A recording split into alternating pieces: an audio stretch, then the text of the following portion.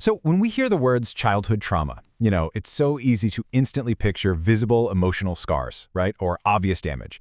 But today, we're focusing our lens on a deeply compelling reality, the hidden architecture of trauma. Psychological research shows us that early traumatic experiences don't just leave marks. They quietly and completely reshape the human mind literally from the ground up, building this invisible architecture that dictates exactly how a person navigates the world. Okay, let's dive into this.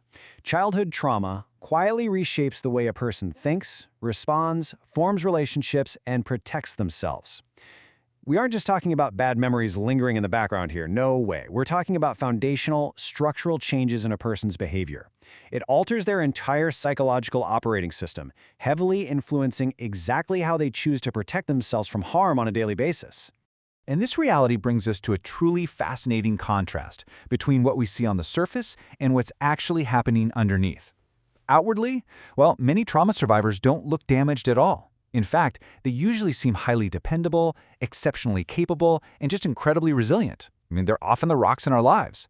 But beneath that outward strength and capability are unique, deeply ingrained psychological patterns forged by years of pure survival.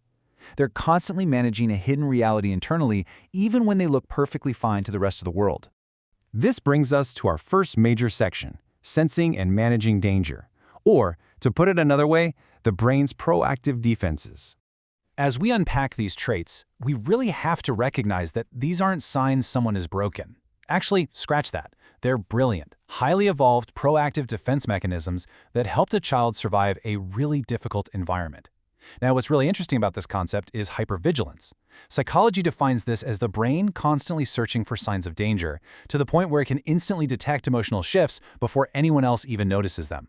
Imagine growing up in an unpredictable or blatantly unsafe environment. A child's brain has to adapt by constantly scanning for safety. It learns to read the room perfectly, not because it wants to, but because it absolutely has to. The subtle shifts these survivors notice are incredibly specific. We're talking about catching a micro-shift in the tone of a voice, a fleeting change in facial expressions, a tiny adjustment in body language, or even just a shift in the overall emotional energy of a room. What seems completely invisible to us is immediately, glaringly obvious to them.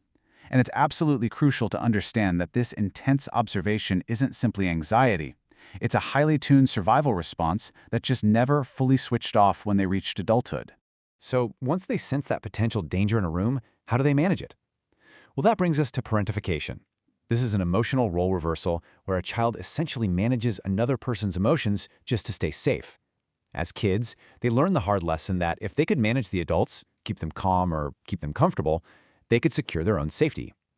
In adulthood, this childhood adaptation frequently transforms into intense people-pleasing, constant emotional caretaking, or overwhelming guilt whenever someone else is upset.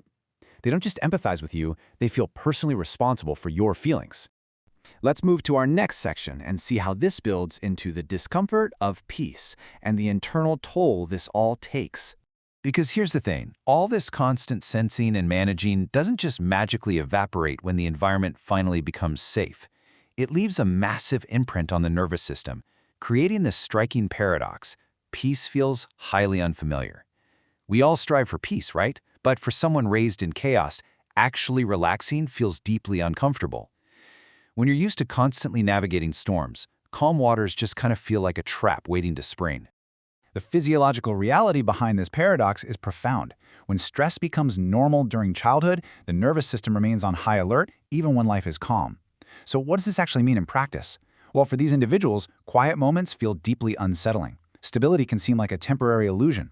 Actually, taking a moment to rest can even trigger a profound sense of guilt. And why does resting trigger that guilt? Because their body learned a long time ago that constant alertness was the absolute requirement for survival. They stay busy and distracted simply because resting feels dangerous. Which naturally brings us to our third core section, independence and hidden pain. We like to call this the fortress. You see, trauma builds complex interpersonal barriers, and that dictates how survivors guard themselves and their emotions when it comes to relationships. A primary feature of this fortress is defensive self-reliance. That means suppressing your own needs and handling everything completely alone because, well, emotional support was historically inconsistent or just altogether unavailable. Childhood trauma tends to teach one very lasting lesson. Do not depend on anyone else. Now, from the outside looking in, This fierce independence looks incredibly impressive, for sure. But it is vital to recognize that this self-reliance grew entirely from sheer necessity rather than a genuine preference to be alone. They find it incredibly difficult to ask for help or lean on others during hard times. And this brilliantly illustrates the ultimate paradox of the trauma survivor. On one hand, we see a person who naturally comforts others, who listens without judgment, and effortlessly recognizes pain that goes unspoken. But at the same time, we see someone who rarely, if ever, reveals their own struggles. People who experienced early trauma develop this exceptional heightened empathy because they understand suffering firsthand. But they hide their own pain because they learned very early on that expressing their own emotions would be ignored, criticized, or was simply unsafe. As a result, they quietly carry heavy burdens that few people ever get to see. Now we've reached the final section of our explainer, from survival to healing and putting down the armor. After looking at all of these intense defense mechanisms, psychology makes one final, crucial thing clear, and it's a message of profound rest and hope. So the crucial point is, survival strategies are not permanent personality traits. This is such a powerful reframing of their entire experience. Yes, childhood trauma shaped remarkable resilience, extreme emotional awareness, and deep empathy.